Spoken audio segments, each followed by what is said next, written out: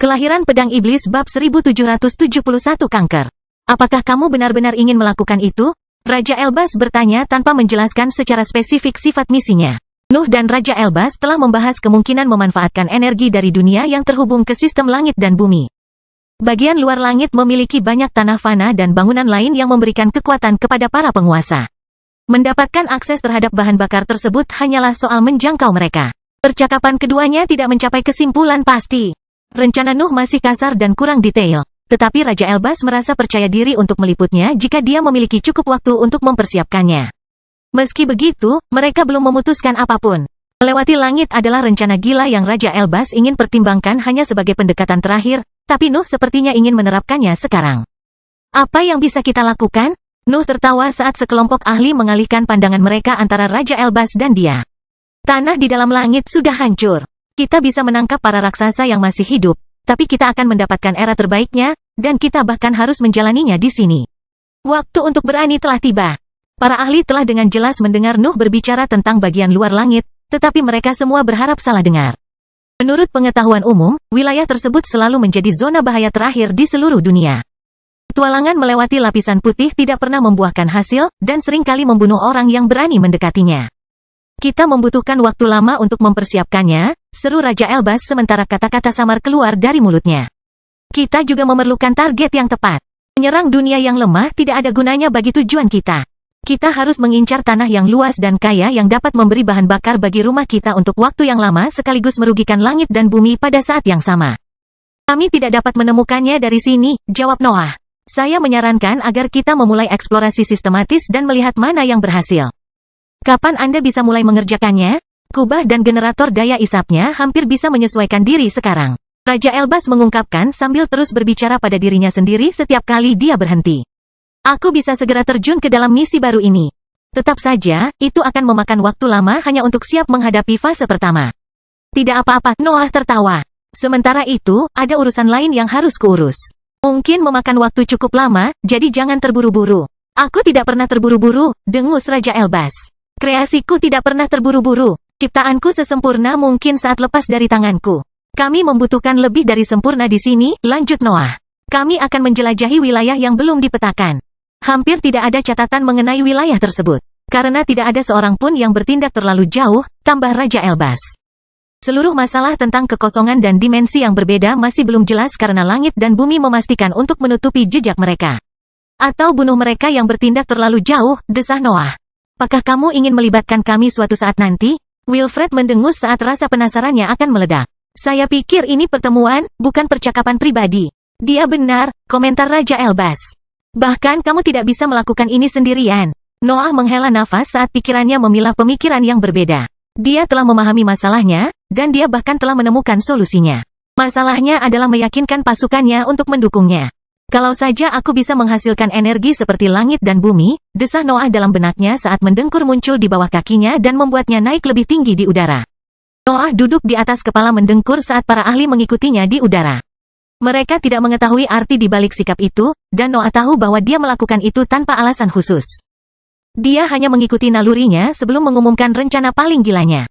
Kami bukan eksistensi peringkat 9, Noah akhirnya mengumumkan. Hukum kita tidak dapat menghasilkan energi dari ketiadaan, dan badai terlalu berbahaya. Kita harus menerima bahwa kekuatan kita tidak dapat membuat kita menyelamatkan diri jika kita hanya memperhatikan dunia di bawah langit. Bagaimana pergi keluar bisa membantu?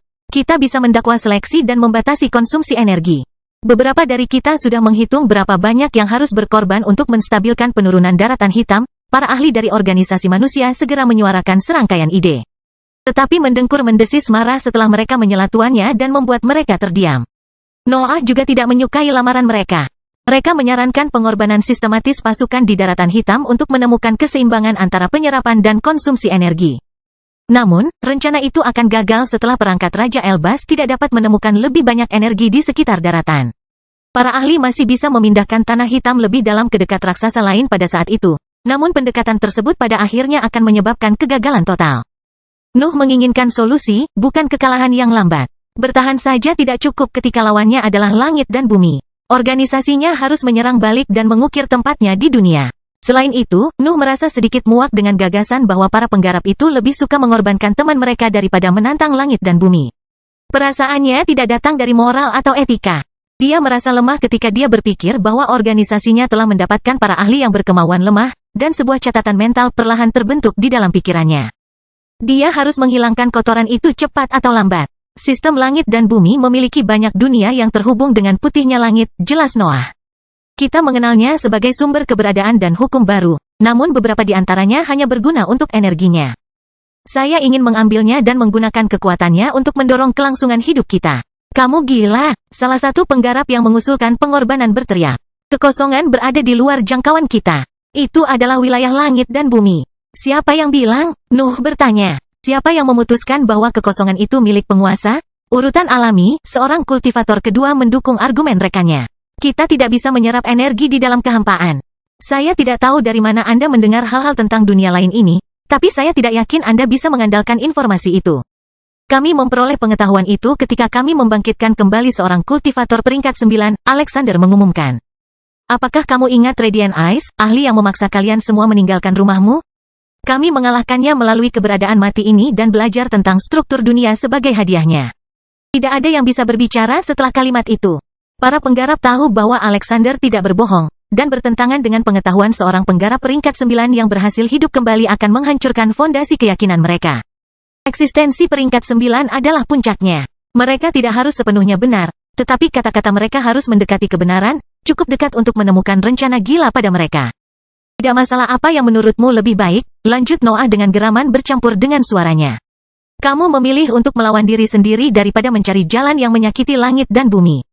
Biasanya aku menganggapmu sebagai orang yang gagal, tetapi situasi kita memaksaku untuk memberimu kesempatan kedua.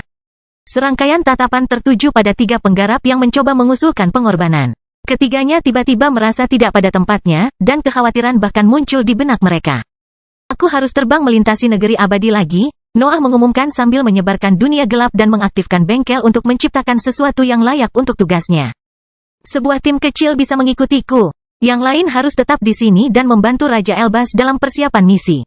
Dia bertanggung jawab selama aku pergi. Tunggu, Alexander melangkah maju. Bagaimana dengan Legion? Apakah Anda punya perintah lain untuk kami? Nuh pada dasarnya telah melupakan masalah kedua organisasi tersebut. Dia sudah menganggap semua orang sebagai bagian dari pasukannya, tapi sepertinya itu saat yang tepat untuk menghilangkan keraguan semua orang. Legion akan segera berhenti ada, perintah Noah. Kami adalah yang terakhir berdiri di dunia yang hancur, dan kami berencana untuk menjadi parasit di dunia yang bukan milik kami. Kami adalah kanker langit dan bumi, dan itu akan menjadi nama baru kami. Kelahiran Pedang Iblis bab 1772 pidato. Perintah tersebut membuat banyak ahli tidak puas dan jengkel. Nuh tidak hanya memaksa mereka menjadi satu organisasi. Dia bahkan mengabaikan berbagai faksi dan ide yang bisa ditawarkan oleh para ahli lainnya. Perilakunya tidak mencerminkan pemimpin yang bijaksana. Nuh bertingkah seperti seorang tiran ketika tingkat budidayanya belum mencapai tahap terakhir dari peringkat ke-8. Para ahli lainnya tahu bahwa tingkat kultivasi Nuh saat ini bahkan tidak mendekati kecakapan bertarungnya yang sebenarnya, tetapi banyak yang masih merasa tidak enak dengan kejadian baru-baru ini. Segalanya berubah dengan cepat, dan nasib mereka berada di tangan orang gila yang tampaknya tidak terlalu peduli pada penguasa dunia. Namun, teman-teman terdekatnya dan para ahli yang telah lama mengikutinya dapat dengan cepat mengambil keputusan tentang perubahan tersebut. Noah selalu memimpin legion dan organisasi tanpa nama pada periode terakhir, jadi mendapatkan spanduk dan tata letak baru tidak mempengaruhi mereka sedikitpun. Hal yang sama tidak berlaku untuk para ahli yang baru-baru ini diperoleh dari luar negeri. Organisasi mereka memiliki tradisi dan sejarah yang hampir sama panjangnya dengan tingkatan yang lebih tinggi.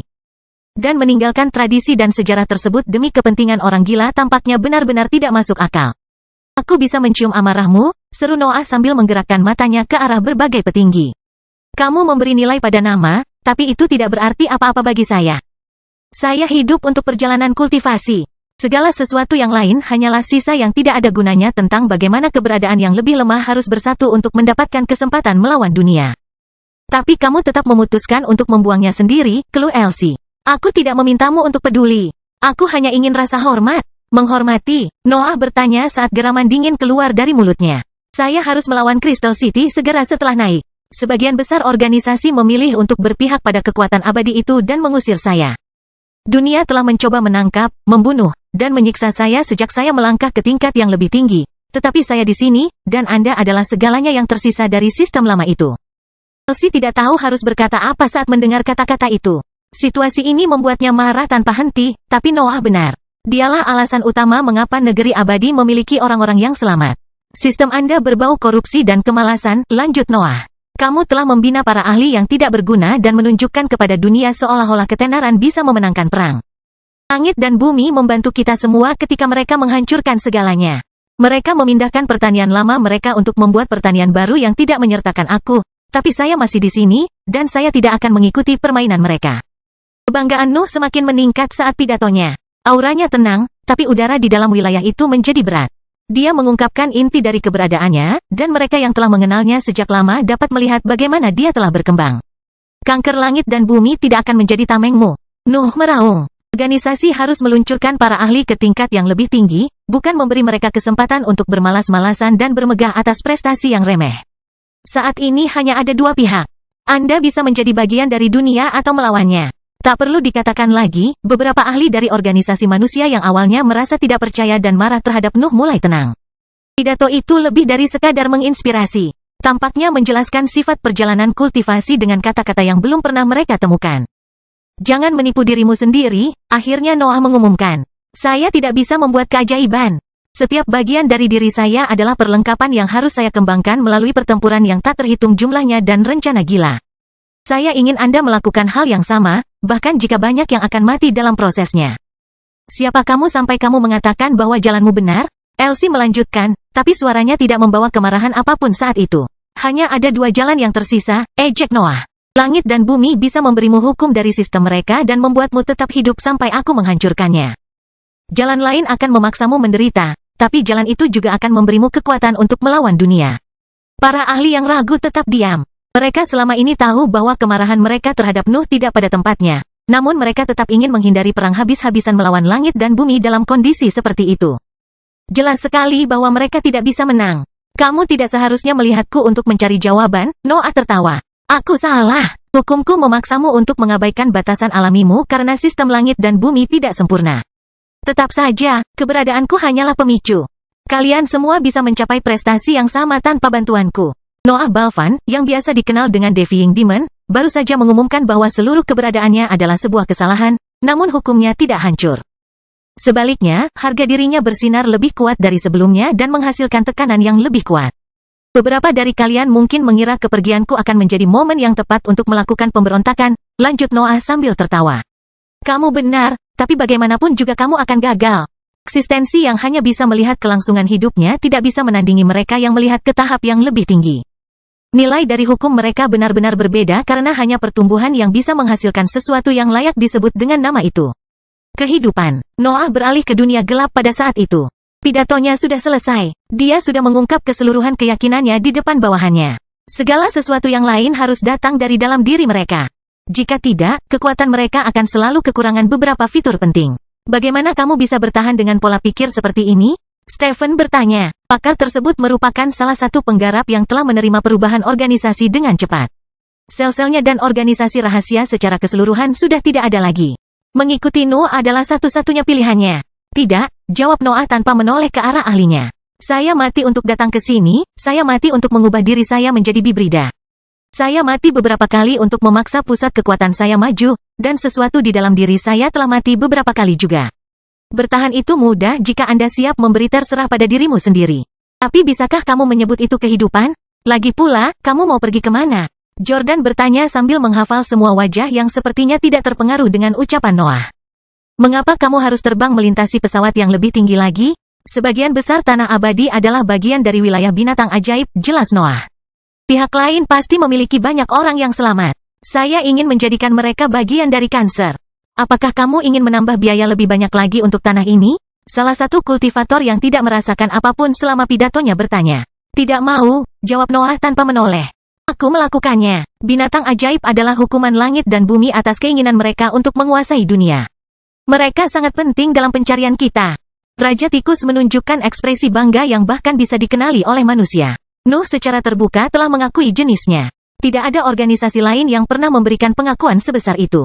Bagaimana rencanamu agar semua orang yang selamat itu bisa muat di sini?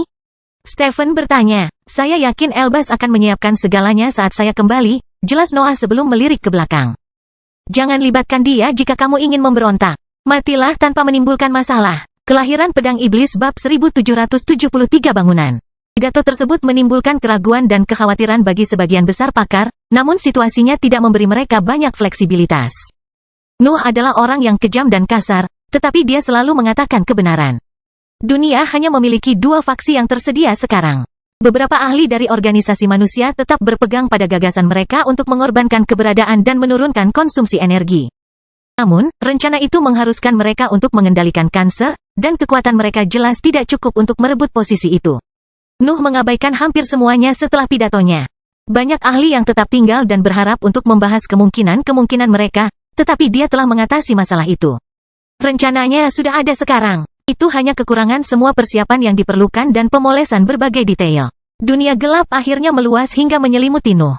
Para ahli tidak dapat melihat atau menghubunginya lagi pada saat itu, yang memaksa mereka mengabaikan harapan untuk mengubah pikirannya. Kanker langit dan bumi akan menjelajah kehampaan melewati langit putih dan mencoba mencuri energi para penguasa. Tidak ada yang bisa mengubahnya lagi. Para ahli hanya bisa mempersiapkan rencana paling gila Nuh. Samar-samar Nuh bisa mengelabui ciptaannya untuk menggunakan teknik deduksi iblis saat membuat versi yang tepat dari naga besar berlengan 6. Dia bisa menciptakan senjata yang dimaksudkan untuk menghancurkan yang menampilkan perangkat yang mirip dengan ruang terpisah. Cetak birunya sudah ada dalam pikirannya, jadi bengkel tersebut bergerak dengan kecepatan penuh untuk mengubahnya menjadi barang nyata. Pengalaman yang dikumpulkan sepanjang hidupnya membuat Noah menemukan bentuk kehidupan baru dalam hitungan detik. Namun ia masih harus menghabiskan minggu-minggu dan bulan-bulan berikutnya untuk menyelesaikan berbagai kekurangan. Keputusan untuk membuat makhluk hidup dan bukan senjata berasal dari keahliannya dan ketahanan produk akhir. Ahli prasasti bisa memperbaiki benda, tapi keberadaan bisa menyembuhkan dengan sendirinya. Selain itu, mereka dapat bekerja sendiri dan berkembang seiring waktu. Dunia kekurangan material, tapi Nuh memiliki semua yang dia butuhkan di dunia gelap. Dunia gelap dapat mereplikasi setiap sumber daya di dunia, dan ambisinya dapat memperbaiki masalah pada tingkat kekuatan. Noah pada dasarnya menciptakan makhluk hidup yang sangat besar dengan menggabungkan ajaran Grid Builder dan pengalamannya dengan senjata hidup. Dia membangun beberapa inti palsu unik yang sangat cocok dengan makhluknya dan mengisi tubuhnya dengan kemampuan yang tidak menciptakan ketidakstabilan pada keseluruhan struktur. Noah belum pernah melakukan kreasi yang begitu menyeluruh dan rumit sejak membuat tubuh Snorre. Keahliannya selalu memungkinkan dia melakukan pendekatan terhadap proyek-proyek tersebut secara berbeda, dan dia tidak pernah membutuhkan ular besar kedua. Namun, dia akhirnya membutuhkan sesuatu yang bisa melampaui persenjataannya saat ini dan harus melampaui kreasi bengkel sekali pakai. Nuh membutuhkan pendamping yang dapat dipercaya dan efisien untuk tugasnya, dan hanya dengan menciptakannya, ia dapat memastikan bahwa pendamping tersebut memenuhi persyaratannya. Masalah penting lainnya memerlukan perhatian Nuh, tapi dia sengaja memilih untuk membiarkan orang lain menanganinya. Dia membutuhkan sebuah tim untuk melakukan perjalanan melintasi pesawat yang lebih tinggi dan rusak. Tetapi memilih sendiri anggotanya adalah hal yang merepotkan karena organisasinya memiliki terlalu banyak pilihan berharga saat ini. Nuh akhirnya memilih untuk membiarkan rekan-rekannya menangani bagian misi tersebut. Mereka tahu bahwa dia harus terbang melintasi alam yang lebih tinggi untuk mengumpulkan binatang ajaib, yang cukup untuk menentukan semua persyaratan untuk tugas tersebut. Makhluk besar itu perlahan-lahan terbentuk, dan Nuh menguji berbagai bagian lengkapnya setiap kali sebelum berpindah ke bagian berikutnya. Lautan gelap yang pekat meluas seiring proyeknya berlanjut, dan segera menyebar melewati wilayah tersebut. Ukuran makhluk itu belum tentu penting, tetapi Nuh ingin memastikan bahwa ruang terpisahnya akan memiliki cukup ruang untuk semua kelompok yang masih hidup di wilayah binatang ajaib tua itu. Selain itu, misi tersebut pasti akan memakan waktu berabad-abad, yang memaksa Nuh untuk memperbaiki gagasan awal tentang ruang terpisah. Area kosong yang bisa menampung pasukan binatang ajaib tidak akan cukup untuk makhluk-makhluk itu jika dia harus menahan mereka di dalamnya untuk waktu yang lama. Dia perlu menciptakan lingkungan yang tepat yang memungkinkan mereka berkembang.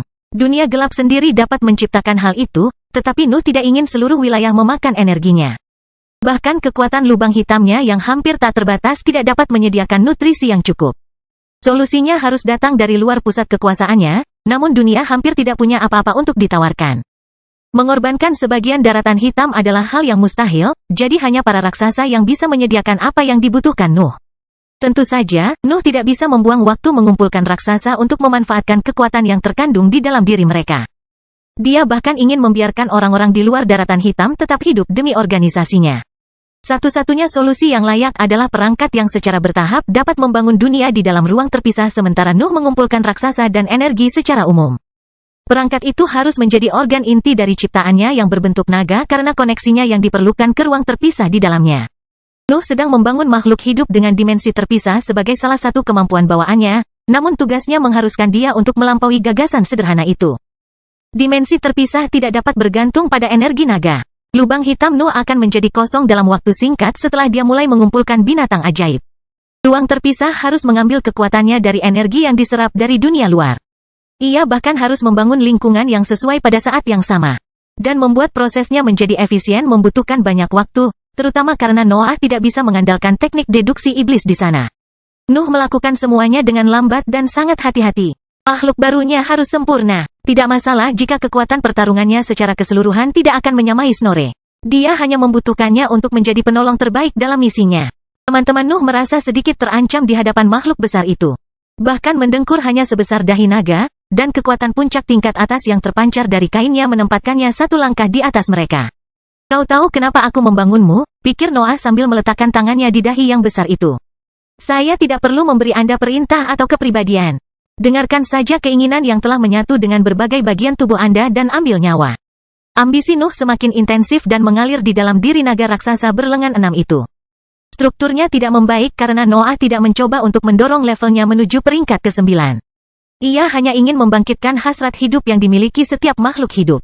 Naga itu secara teknis sudah hidup, tetapi kurangnya kemauan membuatnya tidak lebih dari sebuah gunung besar dengan sayap, sisik, dan cakar. Namun, ciri tersebut mulai berubah ketika ambisi mengalir di dalam strukturnya dan memaksa makna-makna berbeda yang tertinggal untuk menyatu. Mata makhluk itu perlahan fokus, dan mata reptilnya mulai memancarkan cahaya biru. Noah bahkan tersenyum ketika dia merasakan beban pikiran naga yang menekan dinding lingkungan mentalnya. Kelahiran pedang iblis bab 1774 mengaum. Deraman mendalam bergema di benak Nuh setelah hubungan mental terbentuk. Naga itu tidak mengeluarkan suara tangisan nyaring bayi yang baru lahir. Nadanya terdengar dalam dan kuno, seolah-olah makhluk itu telah tidur siang selama berabad-abad. Semburan emosi mengalir di benak Nuh dan membuat dinding mentalnya bergetar. Perasaan itu terasa akrab dan selaras dengan keberadaannya setelah memenuhi bagian dalam pusat kekuasaannya yang halus. Nuh tahu emosi itu. Mereka membawa keseluruhan perjalanan dan keinginan kultivasinya. Naga besar berlengan 6 adalah perwujudan dari keberadaannya, sama seperti pedang iblis, namun karakternya berkembang melewati sumbernya untuk menghasilkan sesuatu yang benar-benar terpisah. Intensitas tekanan internal menurun seiring dengan terbentuknya kepribadian naga. Rasa lapar, kebingungan, keheranan, kebahagiaan, dan kebanggaan yang muncul secara acak muncul di benak Nuh. Tetapi semua itu dengan cepat memudar ketika mereka menemukan perasaan serupa di dalam pusat kekuasaan. Naga itu belum mendapatkan kejelasan sepenuhnya, tetapi nalurinya mengetahui bahwa Nuh bukanlah musuh. Dia lebih dari seorang ayah. Dialah alasan dibalik keberadaannya. Selamat datang di negeri abadi, Nuh mengirimkan melalui koneksi mental saat dia dengan cepat menemukan sebuah nama. Namamu adalah Sa'fu, pemakan dan pencipta dunia. Sa'fu, naga itu mentransmisikan ke dalam pikiran Nuh melalui geraman yang membuat seluruh mentalnya bergetar. Lautan kesadaran Nuh perlahan beradaptasi dengan gema suara berat Sa'fu dan menjadi kebal terhadap sifat berbahayanya. Tekanan mental makhluk itu segera menjadi tidak lebih dari beban berat yang ditempatkan di dalam pikirannya yang mendorong dinding mentalnya meluas. Naga itu menarik kembali kepalanya yang besar dan mengarahkan mata reptilnya ke arah Nuh.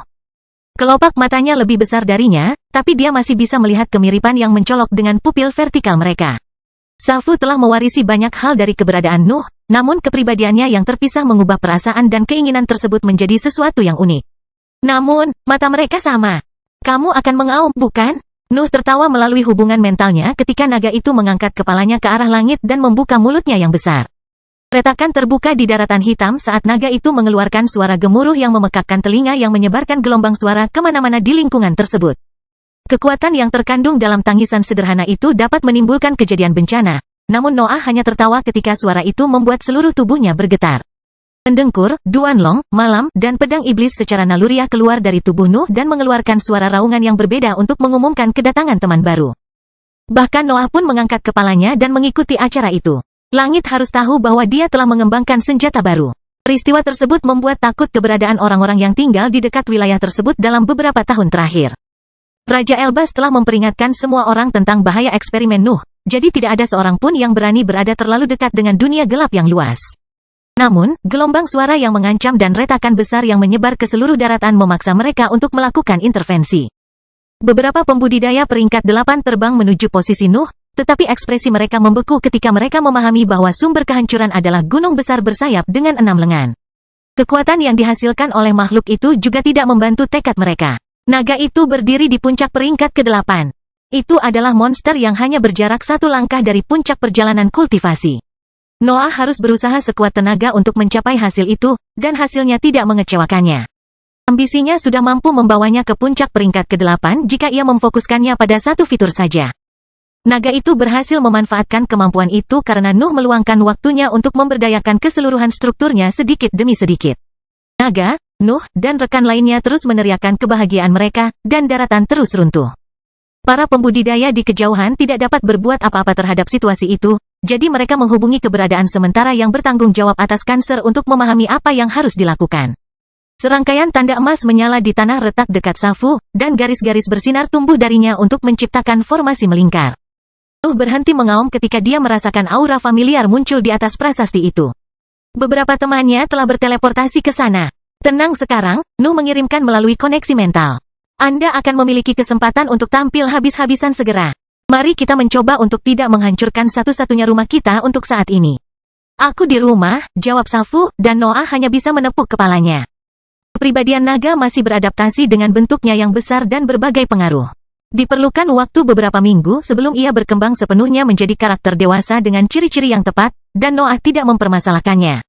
Safu telah mengungkapkan salah satu fitur intinya. Ia hidup untuk menciptakan dunia yang digambarkannya sebagai rumah. Mengkhianatimu kedengarannya tidak terlalu buruk sekarang, Raja Elbas mendengus sambil tetap berada di dalam formasi emas.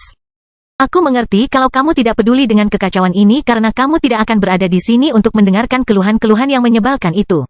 Tapi setidaknya cobalah membuat segalanya lebih mudah bagiku. Formasi tersebut melindungi Raja Elbas dan kelompoknya dari gelombang suara. Prasasti itu bukanlah teleportasi yang dibuat pada detik terakhir. Mereka tampak lebih tua dan terhubung dengan tanah. Safu akhirnya berhenti mengaum, dan rekan lainnya menirunya sebelum mengalir ke dalam tubuh Nuh. Demonstrasi kecil itu telah usai. Babi itu benar, Noah tertawa. Kamu mengeluh padahal kamu sudah punya solusinya. Kamu pasti sangat menyukainya. Sebenarnya, benar, Raja Elbas ingin terdengar kesal mendengar ucapan itu, tetapi suara yang keluar dari mulutnya terdengar bangga dan arogan. Raja Elbas menjentikkan jarinya, dan serangkaian garis emas muncul di atas semua area yang dihancurkan oleh gelombang suara. Jaring prasasti menutupi retakan tersebut dan memaksanya untuk menutup sebelum mengembalikan tanah ke keadaan semula. Saya hampir siap untuk berangkat, Noah mengumumkan setelah garis emas menghilang. Saya yakin Anda di sini untuk bergabung dalam misi.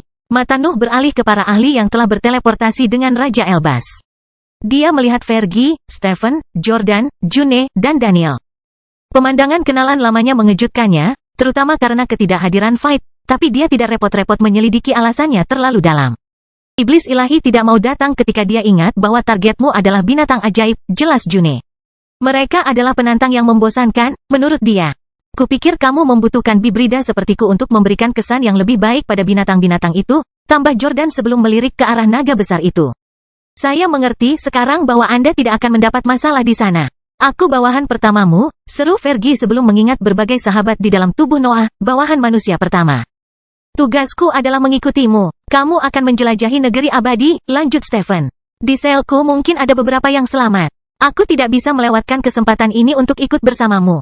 Noah melirik ke arah Daniel pada saat itu. Pakar itu memasang ekspresi menyendiri, tetapi ada ketertarikan yang jelas di matanya. Dia sepertinya menantikan misi yang akan datang. Langit dan bumi bertujuan untuk menyucikan dunia, kata Daniel dengan nada tegas. Saya tahu Anda tidak menyetujuinya, tetapi saya mungkin belajar sesuatu dari proses tersebut. Kelahiran Pedang Iblis bab 1775 akrab. Sejujurnya Nuh merasa senang karena Daniel telah memutuskan untuk maju dan melakukan segala daya untuk maju melalui perjalanan kultivasi. Cahaya sang kultivator memiliki kesamaan dengan langit dan bumi, namun juga berbeda.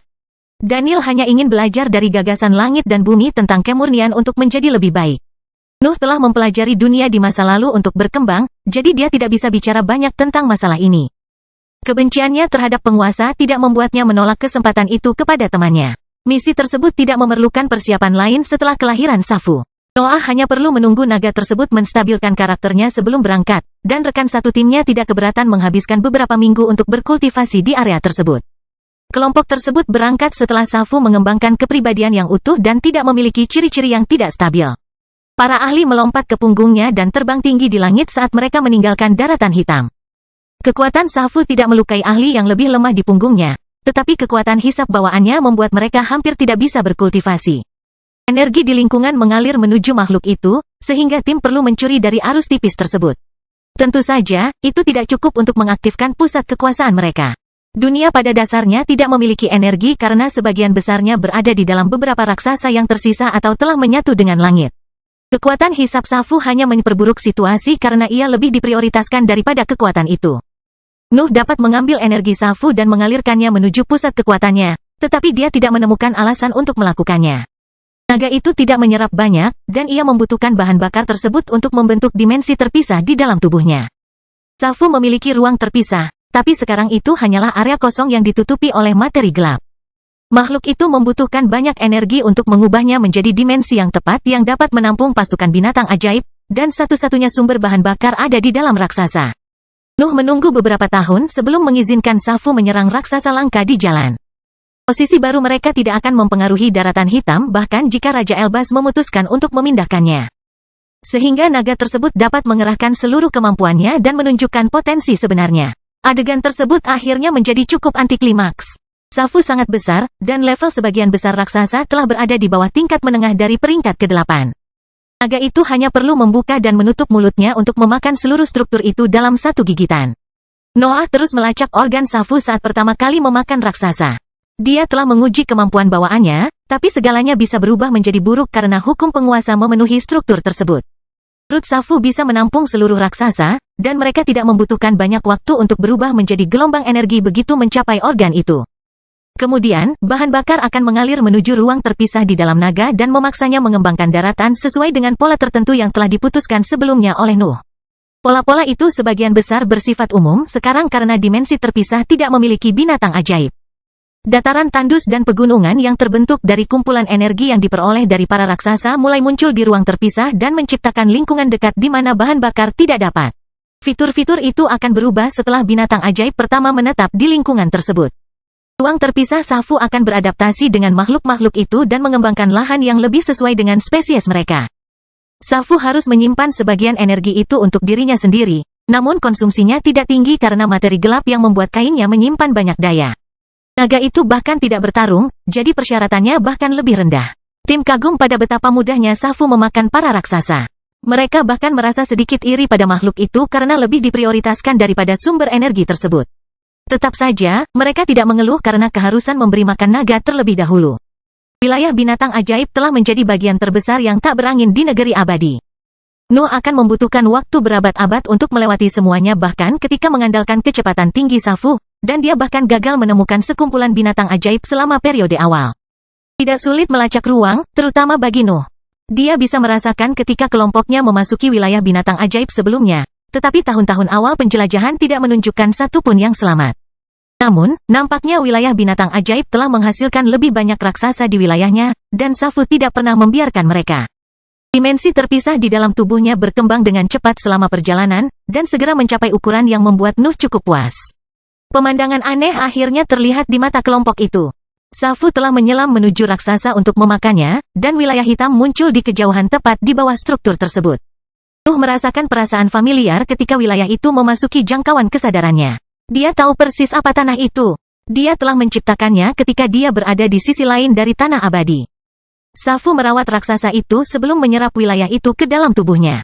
Naga itu tidak memakan tanah itu. Ia hanya memindahkannya dalam ruang yang tidak terhubung dengan dimensi terpisah yang berkembang. Lebih banyak wilayah hitam atau lingkungan hancur yang telah dinodai oleh Nuh, Robert. Dan orang bodoh selama misi di sisi lain tanah abadi muncul di jalan saat kelompok itu menyelam lebih dalam ke wilayah binatang ajaib tua. Kebanyakan dari mereka hanyalah sebagian dari wilayah yang telah diubah oleh Nuh di masa lalu, tetapi dia tidak bisa berbuat banyak mengenai masalah tersebut.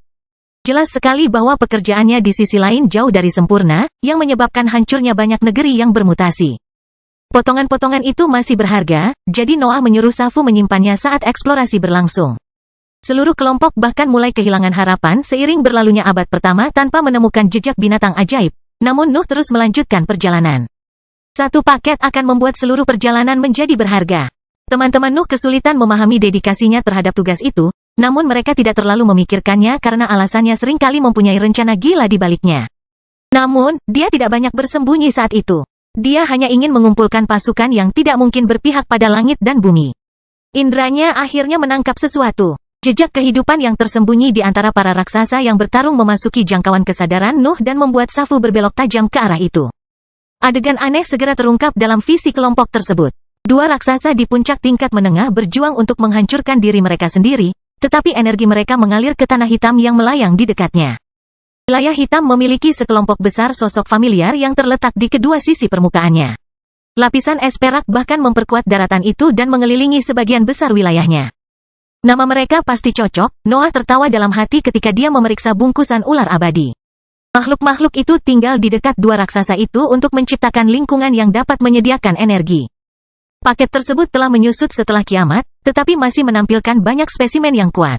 Ular abadi tidak bisa tidak merasakan kedatangan Nuh. Dia berdiri di atas naga hitam besar yang lebih besar dari para raksasa.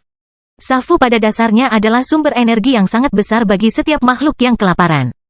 Pemimpin ular abadi terbangun dan membuka aura tingkat atasnya, tetapi kemarahan segera mengalir ke dalam kekuatannya ketika ia mengenali Nuh. Desisan melengking keluar dari mulutnya pada saat itu, dan pikiran Nuh dengan cepat menerjemahkan seruan itu ke dalam kata pengkhianat. Kelahiran Pedang Iblis bab 1776 pembohong. Aku akan menangani ini sendiri, Noah mengumumkan sambil turun dari punggung Safu. Ini masalah pribadi. Kelompok di belakangnya tidak bisa berkata banyak setelah kata-kata itu. Mereka menyaksikan Nuh meninggalkan naga besar itu dan terbang mengelilingi dua raksasa itu dan mendekati wilayah hitam sementara pemimpin ular abadi mengangkat tubuhnya dan memperlihatkan ukurannya yang sangat besar. Nuh bisa langsung memahami tata letak sarang itu. Dia pernah melihat sesuatu yang mirip dengan mendengkur ketika dia masih menjadi ular albino. Sebagian besar makhluk berhibernasi untuk menghemat energinya. Mereka membatasi penyerapan nafas seminimal mungkin karena kondisi lingkungan yang parah. Perilaku mereka berasal dari naluri mereka. Ular abadi telah memahami bahwa dunia akan segera berhenti untuk menyediakan energi yang cukup, sehingga mereka melakukan hibernasi untuk menunda malapetaka yang tak terhindarkan. Nuh sudah bisa membayangkan mereka melakukan kanibalisme setelah tanah abadi menjadi kosong. Hanya beberapa milenium yang memisahkan kelompok tersebut dari solusi tersebut, namun kedatangannya di sana dapat mencegah hasil tersebut. Bisakah kita mengabaikan masa lalu kita? Noah bertanya dengan geraman pelan. Bertahun-tahun telah berlalu sejak kami bertarung bersama melawan Crystal City. Saya yakin kami berdua mendapat manfaat dari hal itu. Suaramu berisik, desis ular abadi tingkat atas. Kamu adalah pengkhianat dan pembohong. Ular itu membentak dan menggunakan tubuhnya yang besar sebagai pegas untuk menembak ke arah Nuh. Es perak bahkan terakumulasi di mulutnya saat dibuka selama pengisian daya. Pemandangan si pengkhianat telah membuatnya meninggalkan situasinya. Ular itu tidak peduli serangannya dapat mempercepat kehancuran para raksasa. Ia hanya ingin membunuh keberadaan yang berani mengelabuinya. Suara dentang keras dan serangkaian gelombang kejut menyebar ke seluruh area saat ular itu menghantam Noah. Namun, serangan itu bahkan tidak berhasil membuatnya mundur satu langkah pun. Dia hanya perlu mengangkat tangannya untuk menghentikan serangan yang mengancam itu. Ular itu hampir tidak bisa mempercayai mata dan indranya. Kebanggaan Nuh mau tidak mau merembes keluar dari sosoknya setelah prestasi itu. Dia telah menghentikan serangan fisik binatang ajaib tingkat atas dengan tangan kosong tanpa menggunakan ambisinya. Tindakannya telah menyatakan posisinya dalam rantai makanan, dan makhluk itu berjuang untuk menerimanya. Retakan terbuka pada raksasa di dekatnya. Gelombang kejut datang dari benturan dua eksistensi yang memiliki kekuatan fisik tingkat atas. Material tingkat menengah yang membuatnya hampir tidak bisa menahan kekuatan yang dilepaskan akibat benturan. Aku mengerti amarahmu, geram Noah, tetapi pertempuran di sini hanya akan menghancurkan rumahmu. Aku bersumpah akan mengikutimu ke lokasi terpencil jika kamu mendengarkanku sebentar. Kenapa aku malah mendengarkan kebohonganmu? Ular itu mendesis sebelum meludahkan cairan perak dan menutupi seluruh area dengan es. Beberapa raksasa juga membeku. Serangan ular itu memiliki jangkauan yang sangat luas dan sepertinya mampu membekukan segalanya, tapi Noah telah melampaui kemampuan sederhana itu. Kemampuan bawaan ular abadi jauh di atas rata-rata di alam binatang ajaib, tapi itu bahkan tidak berhasil memenuhi persyaratan Nuh. Dia berada di luar es perak. Itu tidak lebih dari sebagian kecil dari persenjataannya. Es tersebut terus menyebar hingga muncul titik hitam di dekat mulut ular.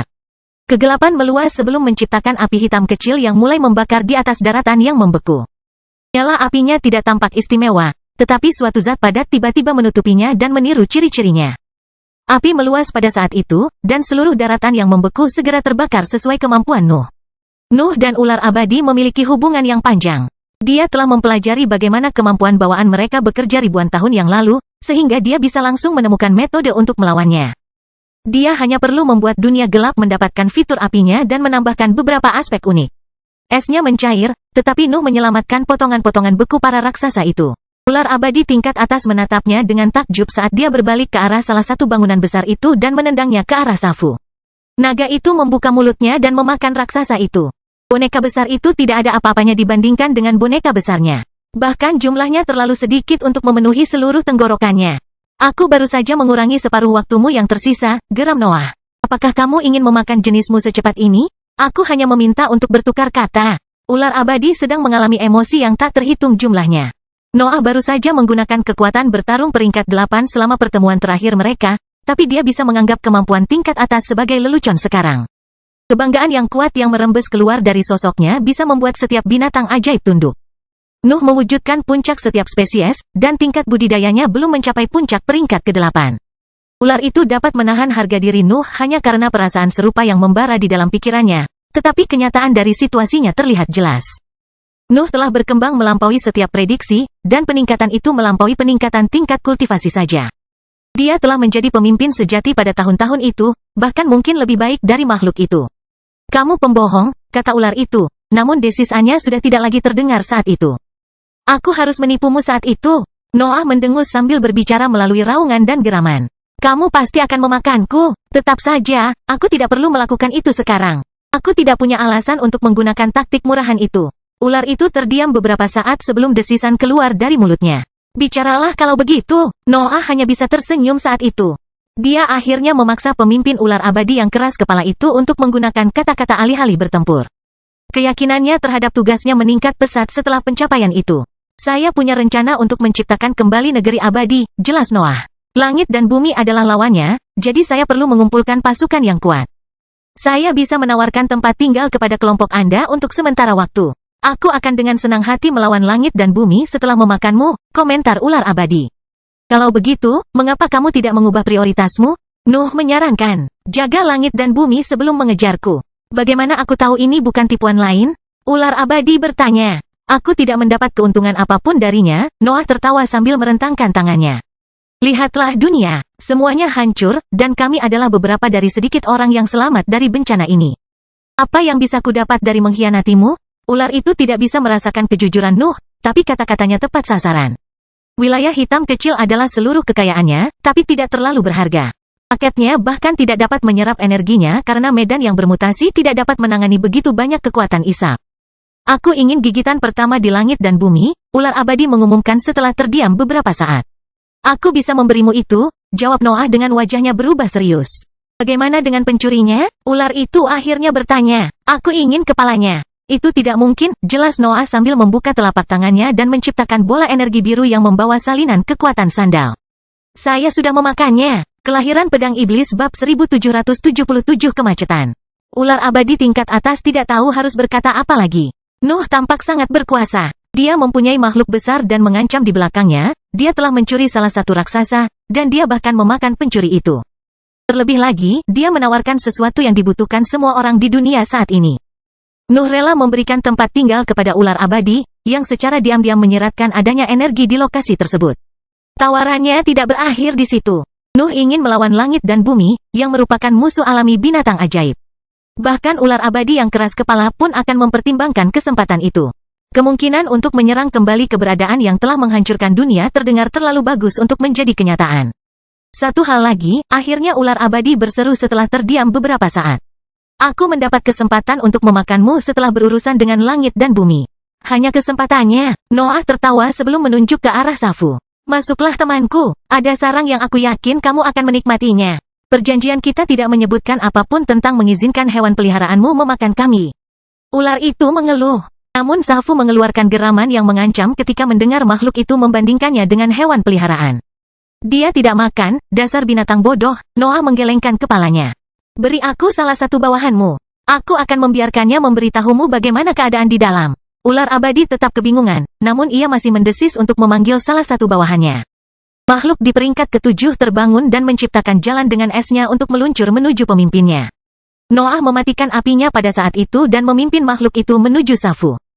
Ular itu jelas takut pada naga, tetapi ia tidak bisa berbuat banyak dalam situasi itu.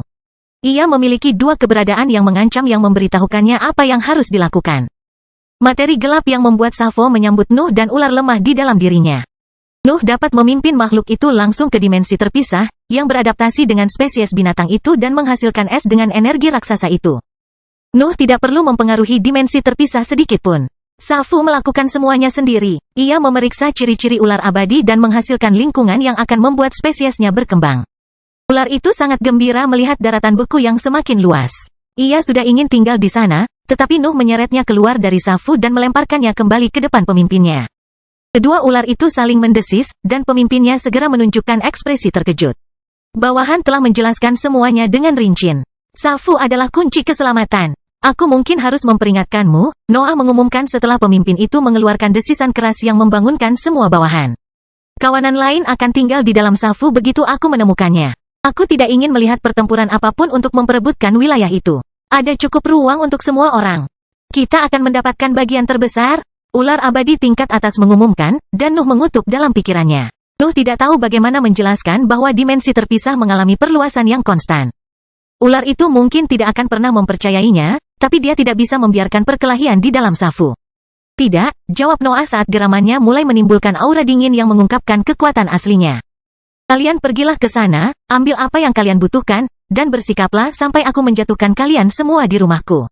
Aku tidak ingin perkelahian, kanibalisme, atau tindakan perusakan sembarangan.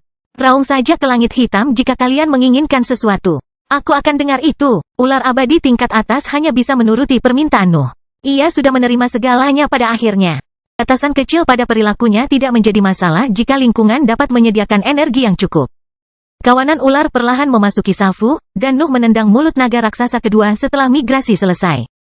Dia bahkan mengambil wilayah hitam dan menyimpannya di dalam ruang terpisah temannya sebelum melanjutkan perjalanan. Kelompok tersebut bertemu dengan banyak raksasa yang sibuk berjuang untuk menghabiskan energi mereka, dan Safo tidak menyayangkan satupun dari mereka.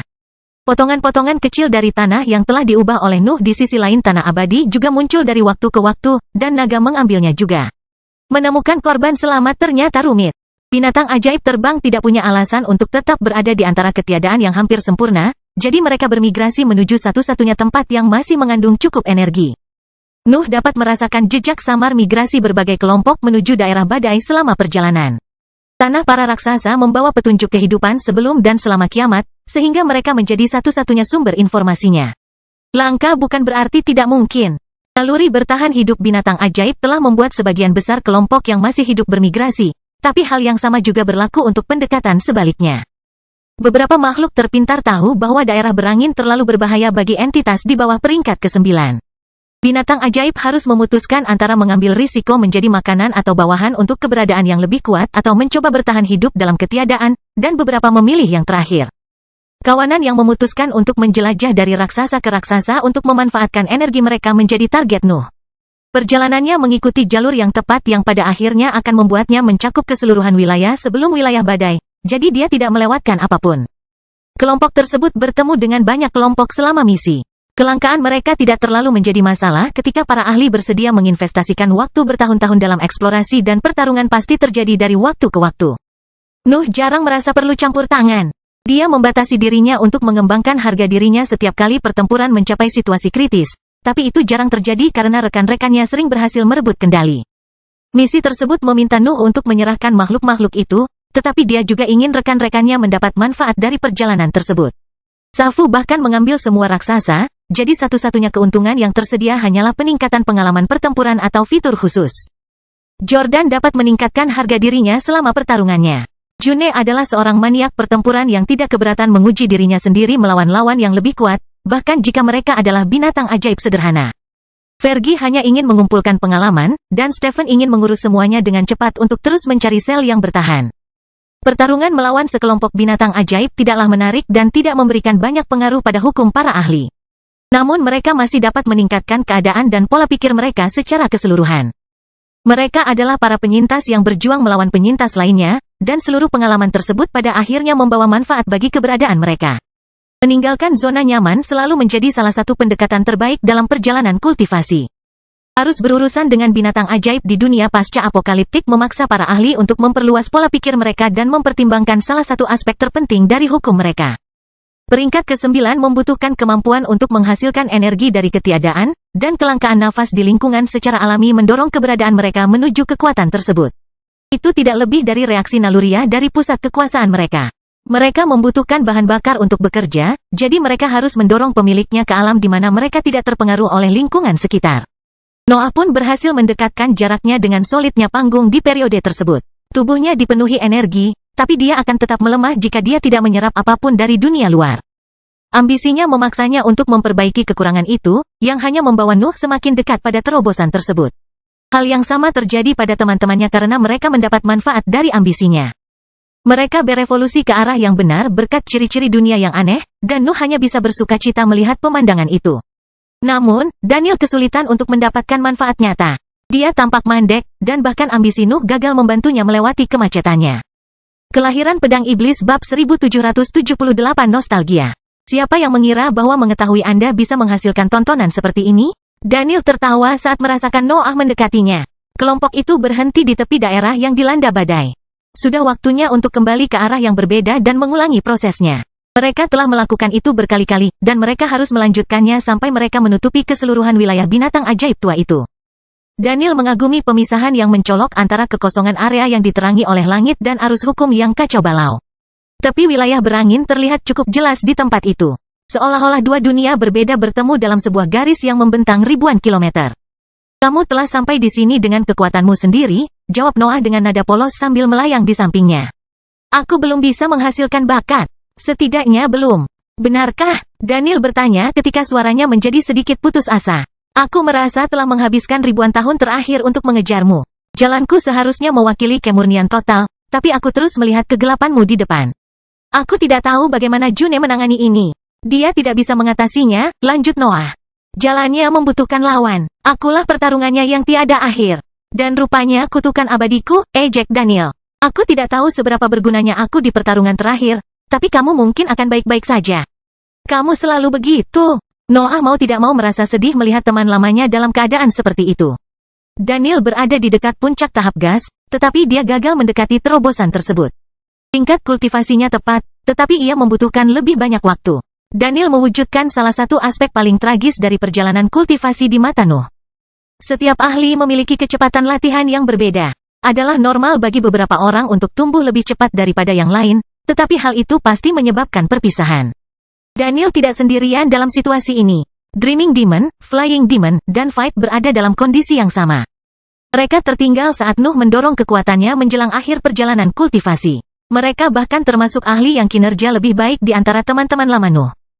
Orang lain seperti Penatua Julia belum pernah mencapai tanah abadi menurut pengetahuan mereka, dan June serta yang lainnya jarang membicarakannya lagi. Sudah terlalu banyak milenium berlalu.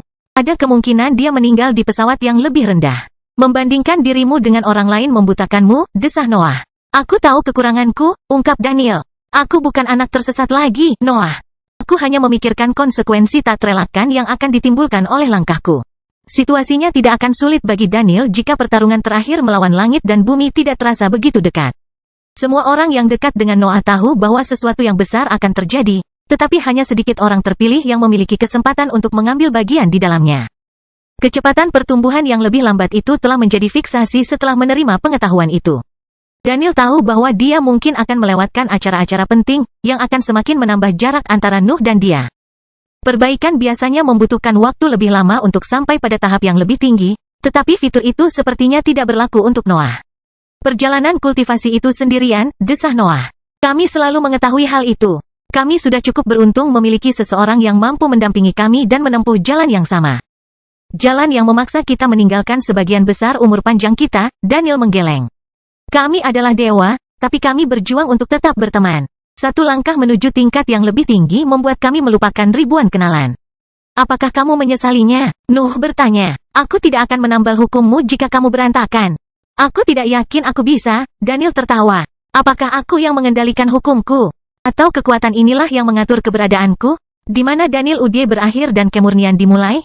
Bisakah kamu memisahkan pikiranmu dari ambisimu? Ambisi saya adalah hasil evolusi Noah Balvan. Seru Noah. Saya rasa kata-kata manusia tidak dapat sepenuhnya mengungkapkan perubahan ini. Pada akhirnya, kita sudah lama berhenti menjadi manusia. Akan lebih mudah jika kita tidak bisa mengejar ketinggalan sama sekali, desah Daniel. Kamu adalah pengingat akan kesempurnaan yang bersinar di atas kami. Kekuatan kami hanya bisa berharap untuk tetap berada di bawah cahayamu. Anda adalah satu dari sedikit keberadaan di seluruh dunia yang telah melihat kekurangan saya sejak awal perjalanan kultivasi saya, Noah tertawa. Kesempurnaan tidak ada di dunia ini. Saya lebih baik dalam suatu hal, lebih buruk dalam hal lain, tidak lebih dari itu. Iblis penentang yang hebat berusaha menjadi rendah hati demi teman lamanya, ejek Daniel. Aku hampir akan mempercayaimu jika aku tidak melihatmu menjinakkan binatang ajaib tingkat atas dengan mengangkat tanganmu. Kamu lupa tentang paketnya, kata Noah. Kura-kura bersayap itu pengecut. Saya mungkin akan menempatkan mereka di garis depan dalam perang berikutnya jika mereka tidak membaik. Daniel tertawa, dan kedua ahli itu terdiam saat itu. Mereka menikmati suara derasnya arus di depan mereka sementara nostalgia dan emosi lain melonjak di benak mereka. Perjalanan kultivasi salah, Daniel akhirnya berseru, setidaknya versi ini. Alam yang terpisah, kesengsaraan, keadilan yang dipaksakan, semuanya membuat para ahli terpecah belah hanya karena perbedaan kekuatan. Noah tetap diam karena Daniel sepertinya hendak pergi ke suatu tempat. Hal terbaik yang bisa dia tawarkan kepada temannya adalah telinga yang penuh perhatian. Lihatlah kemurnian ini, lanjut Daniel sambil melambaikan tangannya dan menunjuk kekosongan di belakangnya. Kamu adalah pemimpin organisasi terakhir di dunia, tapi binatang ajaib, bibrida, dan manusia di setiap tingkatan dapat berbicara kepadamu. Semua orang dapat menyentuh keberadaanmu. Beginilah seharusnya dunia ini. Nuh melihat sekilas kekosongan di belakangnya sebelum kembali fokus pada hukum yang kacau. Dia tidak setuju dengan Daniel, tapi itu tidak masalah. Eksistensi yang berbeda harus memiliki keyakinan yang berbeda pada intinya. Jika tidak, mereka bahkan tidak akan mencapai peringkat dewa. Aku akan menciptakannya, Noah, ucap Daniel setelah menghela nafas panjang. Saya akan menciptakan dunia di mana perjalanan kultivasi tidak harus menghormati aturan bodoh seperti itu. Apakah kamu ingin menjadi langit dan bumi? Nuh bertanya. Langit dan bumi telah merampas dunia demi keuntungan mereka sendiri, dengus Daniel. Saya ingin memperbaikinya. Cahaya ini harus menyatukan, bukan memecah belah, dan saya akan membuktikannya. Aku tidak sabar untuk melihatnya, Noah tertawa, tapi Daniel menundukkan kepalanya mendengar kata-kata itu. Tidak akan, Daniel akhirnya berkata ketika matanya tertuju pada Noah dan senyum sedih muncul di wajahnya. Kamu mungkin tidak akan berada di sini pada saat aku mencapai level itu. Kamu selalu bisa menemukanku, jawab Noah. Itu jalan June, bukan jalanku, komentar Daniel. Kamu tidak akan kembali, dan aku tidak akan mencarimu. Tampaknya keberadaan kita memiliki banyak hal yang berlawanan. Daniel berbalik untuk kembali ke arah Safu, tapi Noah menyela dia dengan sebuah pertanyaan.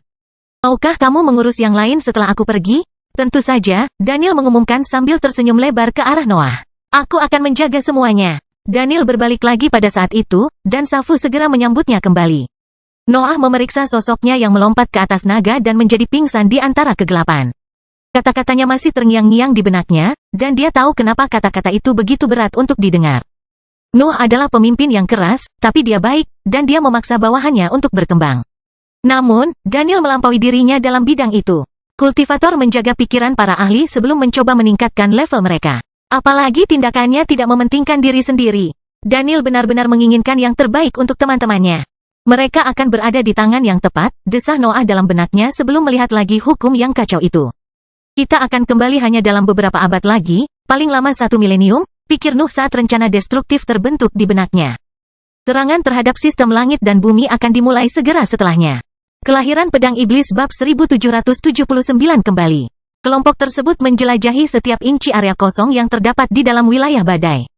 Safu memakan semua raksasa di jalan dan menggunakan energi mereka untuk mendorong terciptanya sarang sempurna di dalam dimensi terpisahnya. Nuh bertemu dan menaklukkan banyak kelompok binatang ajaib yang berbeda. Mereka jarang ditemukan di lingkungan itu, tetapi wilayah kekuasaan mereka sebelumnya begitu luas sehingga cukup banyak dari mereka yang selamat dari kiamat dan tetap berada di wilayah tersebut. Dimensi terpisah Safu semakin ramai saat Nuh terus menjanjikan keselamatan dan makanan kepada berbagai kelompok dalam perjalanannya. Teman-temannya bahkan membatasi diri mereka selama pertempuran untuk memastikan bahwa dia mengumpulkan cukup spesimen. Tingginya konsumsi energi dari binatang ajaib di dalam Safu memaksa kelompok tersebut untuk bergerak cepat. Raksasa adalah sumber daya terbatas yang akan segera lenyap, jadi Nuh harus membawa semua orang kembali ke daratan hitam sebelum makhluk di dalam dimensi terpisah mulai membutuhkan kekuatan naga. Ketergesaan itu tidak membuat Nuh menjadi ceroboh atau dangkal.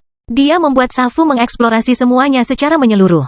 Pendekatannya bahkan memimpin kelompok tersebut di area yang menandai pintu masuk ke sisi lain tanah abadi sebelum kiamat. Perjalanan jauh memaksa Stephen menerima kenyataan bahwa anggota selnya telah menghilang. Nuh tidak dapat menemukan jejak apapun dari para penggarap itu. Mereka mungkin telah tewas dalam bencana tersebut, namun pemimpin lama ingin percaya bahwa beberapa dari mereka selamat dengan melarikan diri ke daerah yang dilanda badai. Tidak masalah apakah kelompok tersebut menjelajahi kedalaman kehampaan atau luasnya. Lingkungannya tetap sama. Mereka menemukan raksasa, potongan tanah hitam, beberapa kawanan binatang ajaib, dan sumber energi tak terduga yang berhasil bertahan dari kiamat. Sungai Putih akan muncul sesekali. Nuh bahkan menemukan raksasa yang berisi danau, tetapi pemandangan aneh itu lebih jarang terjadi dibandingkan sekumpulan binatang ajaib. Tetap saja, dia tetap melemparkannya ke dalam Safu karena dia memprioritaskan keadaan makhluk itu. Nuh tidak menemukan jejak organisasi manusia di sisi lain tanah abadi. Kelompoknya telah melarikan diri saat itu, sehingga secara teoritis wilayah tersebut telah jatuh ke tangan para pengikut langit dan bumi. Namun, para penguasa tidak membiarkan daerah itu hancur, dan Nuh hanya bisa menebak bahwa para penggarap telah menemukan jalan menuju langit. Ukuran sebenarnya dari bagian dalam struktur itu tidak jelas, tapi dia merasa cukup yakin bahwa langit dan bumi memiliki cukup ruang untuk semua ahli tersebut. Keraguan yang tidak terpikirkan oleh Nuh sebelumnya muncul di benaknya selama penjelajahan. Pesawat yang lebih tinggi akan mengambil semua keberadaan yang naik dari tanah fana, tapi sekarang sudah tidak ada tanah lagi. Nuh bertanya-tanya bagaimana kenaikan itu terjadi sekarang setelah langit dan bumi telah menghancurkan tujuannya, dan dia hanya dapat menemukan jawaban yang masuk akal. Para penguasa mungkin memaksa keberadaan dewa baru itu untuk hidup di dalam langit. Misi berakhir setelah kelompok tersebut terbang melintasi keseluruhan ruang kosong itu. Perjalanan mereka mempercepat penyebaran energi, tetapi Nuh tidak mempermasalahkannya karena bahan bakarnya tidak sampai ke langit dan bumi. Selain itu, dia berencana untuk menyelesaikan masalah ini dengan misi berikutnya. Kelangsungan hidup mereka yang menentang langit dan bumi bergantung pada keberhasilan perjalanan itu. Noah dan yang lainnya memutuskan untuk kembali ke rumah mereka setelah misi selesai. Safu penuh, dan binatang ajaib yang tak terhitung jumlahnya memenuhi bagian dalamnya. Namun, dunia luar tidak lagi memiliki sumber energi, sehingga naga tersebut harus melepaskan diri dari beban beratnya sesegera mungkin. Kembali ke daratan hitam tidak membutuhkan banyak waktu. Para ahli di belakang Safu hampir tidak merasakan berlalunya waktu bertahun-tahun yang diperlukan untuk perjalanan setelah mereka menghabiskan waktu berabad-abad menjelajahi pesawat lebih tinggi. Yang hancur, Nuh memastikan untuk mengirimkan beberapa pesan mental segera setelah daratan hitam muncul dalam penglihatannya. Dia membutuhkan Robert dan si bodoh untuk memastikan pelepasan binatang ajaib itu terjadi dengan benar. Cahaya keemasan menyala di daerah tepi daratan tepat sebelum Safu bisa terbang di atasnya. Raja Elbas, Robert, si bodoh, dan beberapa ahli lainnya muncul di sana dan melirik ke arah naga raksasa yang menghentikan tubuhnya di atas mereka. Aku akan mengirimkannya secara bertahap, Noah mengumumkan sambil mengintip dari punggung naga itu. Pastikan untuk menggabungkan daratan baru ke daratan dengan cepat.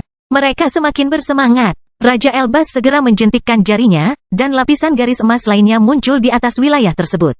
Pertahanan dan mekanisme lain diaktifkan saat dia memodifikasi beberapa prasasti tersebut untuk mempersiapkan segalanya menyambut kedatangan makhluk baru. Robert and the Fulleri pindah ke tepi daratan dan memperluas aura mereka. Tanah mulai bermutasi, tapi kekuatan mereka tidak berbuat banyak di sana. Padahal, mereka paham bahwa peran mereka adalah menciptakan keselarasan antara daerah asal dengan wilayah masuk lainnya. Noah mengangguk melihat pemandangan itu sebelum menepuk punggung Safu. Gelombang materi gelap meluas dari perutnya pada saat itu, dan lautan padat segera menutupi area luas di samping tepi daratan. Laut hitam tiba-tiba menyusut dan mengungkapkan bahwa area luas baru telah muncul di mana sebelumnya hanya ada kehampaan. Daerah beku yang sangat besar mulai mengapung di samping daratan dan berbenturan dengan tepinya saat mencoba menyatu dengan strukturnya. Prasasti Raja Elbas segera menutupi wilayah tersebut dan mengurangi bentrokan akibat keadaannya yang tidak stabil. Kemudian, Robert dan si bodoh memfokuskan aura mereka pada titik-titik itu, dan gunung-gunung besar muncul di tepian daratan saat kedua daratan itu menyatu. Prosesnya tidak memakan banyak waktu, namun Noah belum menyelesaikan migrasinya. Dia menepuk punggung Safu lagi, dan materi gelapnya meluas hingga mengirim semua ular abadi ke sarang beku itu. Berbagai aura peringkat 8 menyebar ke seluruh lingkungan saat ular menduduki wilayah beku dan mengangkat tubuh besar mereka untuk memeriksa rumah baru mereka. Daratan yang sangat luas membuat naluri mereka tergelitik karena kelaparan, namun banyak ahli peringkat 8 yang menyaksikan kejadian itu mengingatkan mereka tentang situasi mereka. Berikutnya, Noah berteriak sementara Safu mengirimkan gelombang materi gelap lainnya untuk memindahkan hutan semak besar di sebelah wilayah beku. Raja Elbas, si bodoh, dan Robert segera mengaktifkan kemampuan mereka untuk menggabungkan area baru itu ke daratan dan wilayah beku. Gunung-gunung baru muncul ketika mutasi mereka memaksa tepian yang retak dan rapuh untuk berevolusi. Tetapi sarang kedua berhasil bergabung dengan rumah mereka pada suatu saat. Nuh mengirim sekawanan hiena terbang ke hutan semak sebelum pindah ke sarang berikutnya. Safu mengandung ratusan lingkungan berbeda di dalam tubuhnya, sehingga migrasinya masih memakan waktu lama. Raja Elbas dan yang lainnya bekerja sama dengan Nuh untuk mempercepat seluruh proses, tetapi mereka tetap melakukannya selama berhari-hari. Tampaknya tidak akan ada habisnya kelompok yang berkumpul selama misi, dan daratan hitam akhirnya memperoleh cukup banyak wilayah baru hingga menjadi 2 kali lebih besar. Raungan, tangisan, dan suara-suara berbeda yang tak terhitung jumlahnya bergema dari sisi daratan hitam yang dipisahkan oleh pegunungan. Kelompok yang berbeda mengumumkan kebahagiaan mereka saat melihat rumah baru. Mereka tidak lagi berada dalam lingkungan tanpa harapan, dan perasaan mereka mau tidak mau keluar dari tubuh mereka. Daratan hitam bahkan mendapat keuntungan dari penambahan begitu banyak wilayah.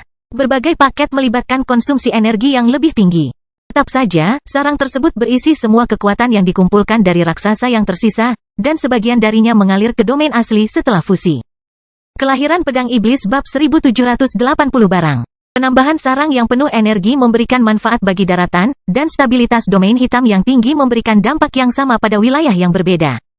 Seluruh struktur perlahan menjadi stabil dan mulai menyebarkan berbagai fiturnya ke seluruh benua. Kualitas wilayah tersebut jelas meningkat, namun hal yang sama juga terjadi pada jumlah makhluk hidup yang hidup di wilayah tersebut. Manfaatnya hanya bersifat sementara. Energi yang dikumpulkan dari para raksasa di seluruh bidang yang lebih tinggi yang rusak pada akhirnya akan berakhir.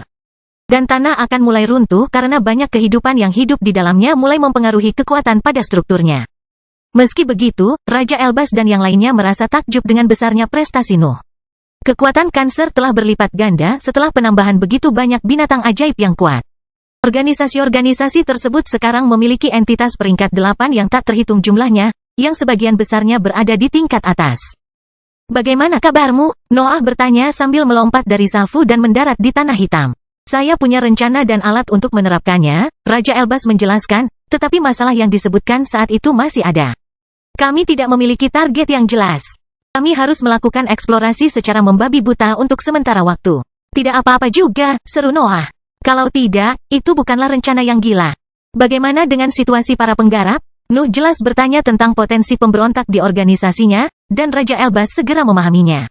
Mereka tenang, ungkap Raja Elbas sebelum melihat sekilas ke banyak wilayah baru yang telah ditambahkan Nuh ke dalam domainnya.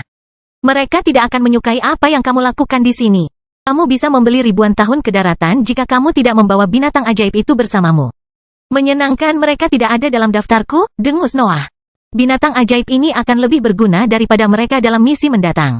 Selain itu, penguasa yang baru diangkat akan membutuhkan bantuan mereka jika terjadi pemberontakan.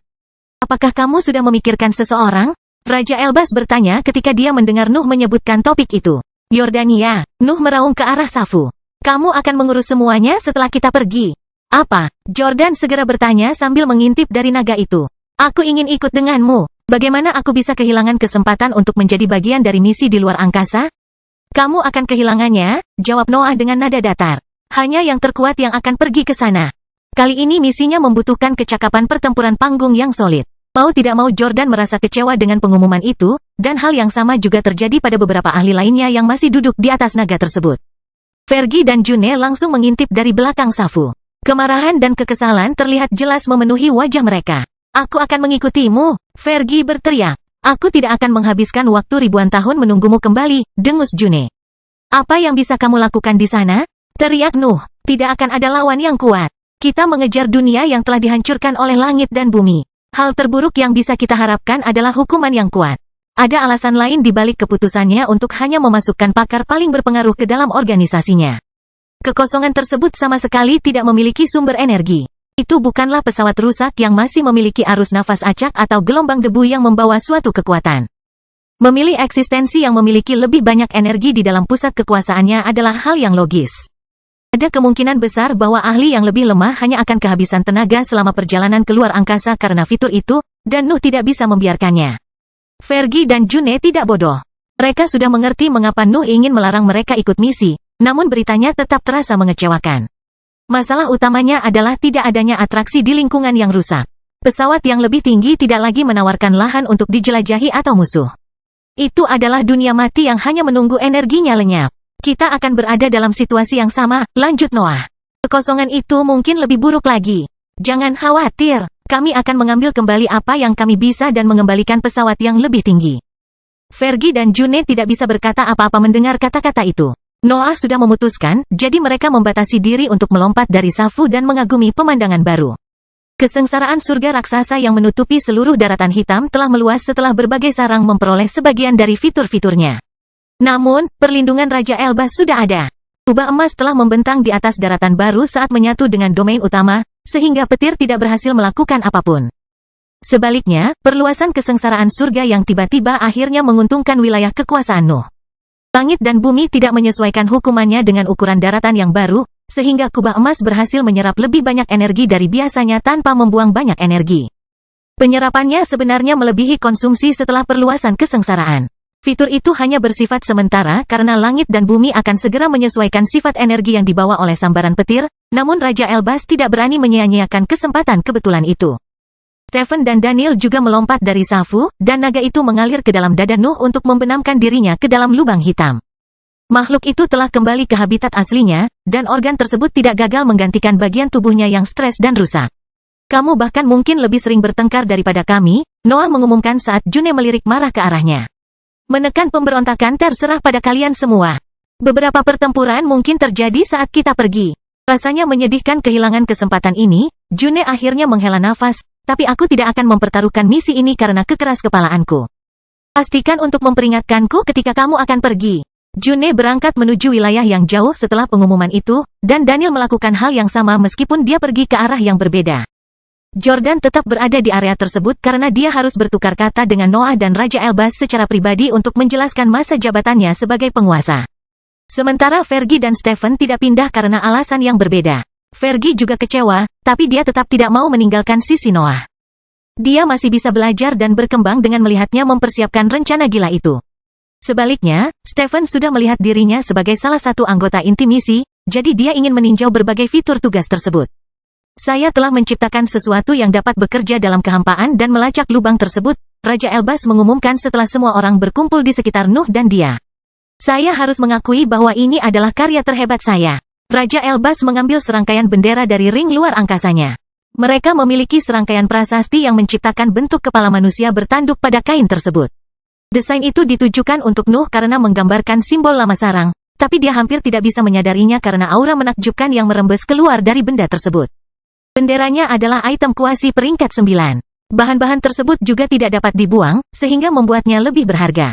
Nuh bahkan tidak dapat membayangkan bagaimana Raja Elbas berhasil membangun sesuatu yang begitu kuat sementara tingkat budidayanya tetap dalam tahap cair. Itu adalah prestasi luar biasa yang melampaui logika. Sang ahli telah berhasil menghindari batasan yang diterapkan oleh energinya yang lebih tinggi dan telah menciptakan sesuatu yang sangat kuat.